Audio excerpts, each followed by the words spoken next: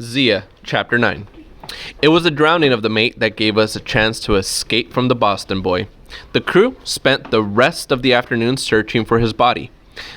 They rowed in ever-widening circles around the ship using all of the longboats, of which they had 5, including ours. They searched until dusk when hunger drove them back to the ship.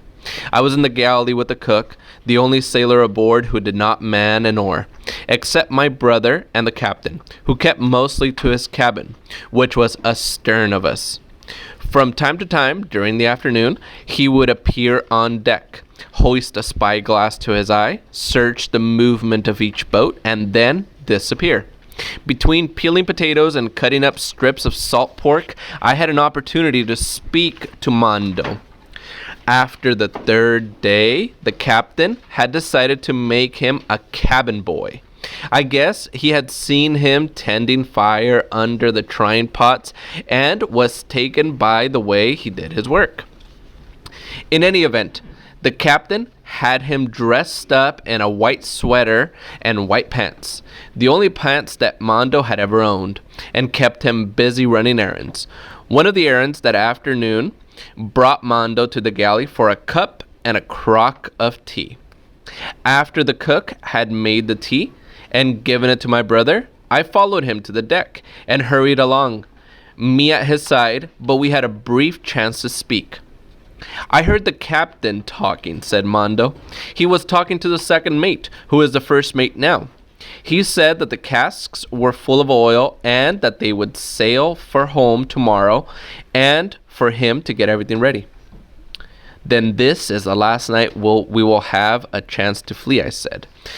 The captain also told the new mate that he was taking us with him to Boston, wherever that is.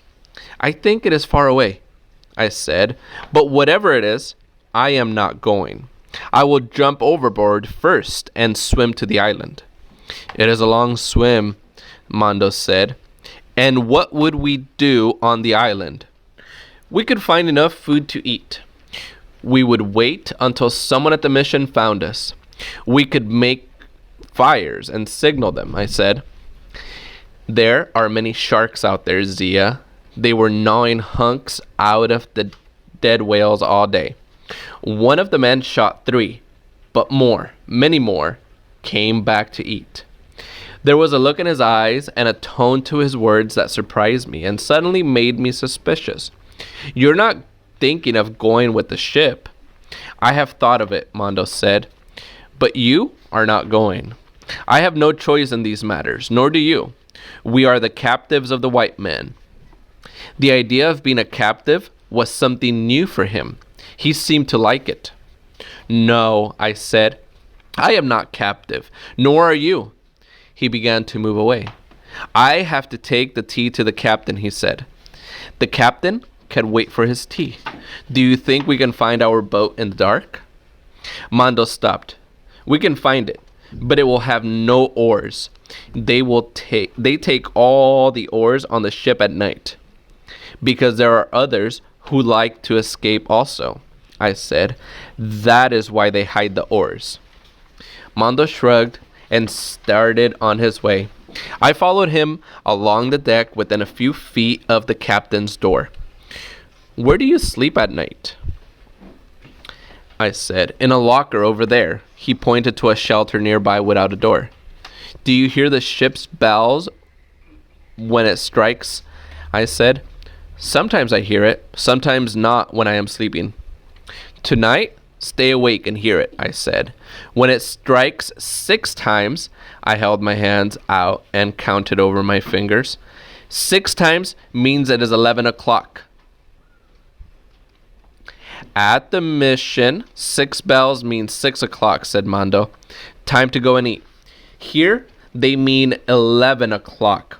By then, everyone will be asleep except the man who watches the deck. Meet me here at the rail when you hear the 6 bells and bring your knife." "What if I do not choose to hear the bells?" Mondo said. "You are 11 years old, but you have not reached manhood," I said. "I will be 12 in a moon or so," Mondo said defiantly. "So I am 12." He lingered. How can we run the boat without oars? He asked. We have no sail either. How do we move? We can both hold on to the rudder and kick our legs as if we were swimming. What of the sharks? There are more of them here on the ship than in the sea, I said. Many more, and the captain is one of them. In the morning, the captain will find that we are gone, Mondo said. He will send the boats out to search for us. We will be near Mission Ventura by morning, but the current runs strong here in the channel, and it runs towards the shore. I do not like what you say, Mondo replied. I do not like being without oars or a sail. What if the men who watch through the night see us? What of the sharks? What if the men search for us in the morning? What if they find us and put us in the chains? There are 2 chains in now. They live in a dark hole down where the oil is stored. Mondo walked toward the captain's door. I do not like it, he said. We will find a way to reach Karana and bring her home. We will find a way to reach Karana and bring her home to the mission, I said. She belongs to our tribe. She belongs to us especially. I left my home to find her. Night was falling. The boat was coming back from their search. The men were tying them up and climbing the rope ladder. Do not forget, I said, we are slaves to no one, nor are we something for people to stare at. Remain awake. Listen for the 6 bells, and come promptly with your knife. I went back to the galley, to the storeroom where I slept. I put some of the beef left from supper in a bag with a handful of big, round crackers, hard as stones. From the rack beside the stove, I took the sharpest knife the cook owned and put it into the bag. Then I sat down to wait for the 6 bells to strike. Whether Mondo would defy me and decide to remain with the ship and the white men, I did not know. But I knew that somehow I would find my way to shore.